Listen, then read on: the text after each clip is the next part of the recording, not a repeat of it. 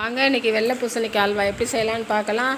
First வெள்ளை பூசணிக்காய் மேத்தொளத்து வச்சு நல்லா துருவி வச்சுக்கோங்க. அதில் நிறைய தண்ணி விடுற காய் அது ரொம்ப புளிய வேண்டாம். ஓரளவு சும்மா லைட்டாக புளிஞ்சிட்டு ஒரு எடுத்து வச்சுக்கோங்க. அது எனக்கு வந்து கிடச்சது ஒரு கிண்ணம், சின்ன கிண்ணத்தால் ஒரு கிண்ணம் கிடச்சிச்சு.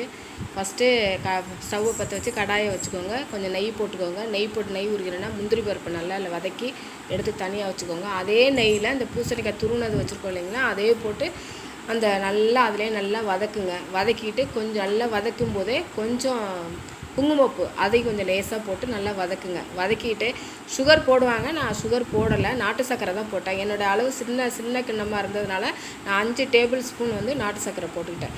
நல்லா நாட்டு சர்க்கரை போட்டு நல்லா கிளறிட்டு நல்லா திக்காக வரும்போது அந்த ஏலக்காய் பொடி இருக்கு இல்லைங்களா, அதுவும் போட்டுட்டேன். முந்திரி பருப்பு வறுத்து வச்சுருக்கோம் இல்லைங்களா, அதையும் நல்லா போட்டு வறுத்துட்டு மேலே ஒரு டீஸ்பூன் 1.5 டீஸ்பூன் நெய்யை விட்டு நல்லா வதக்கி ஒட்டாமல் நல்லா வரும்போது எடுத்து தட்டில் கொட்டி வச்சுட்டேன். செஞ்சு பாருங்கள், சூப்பர்.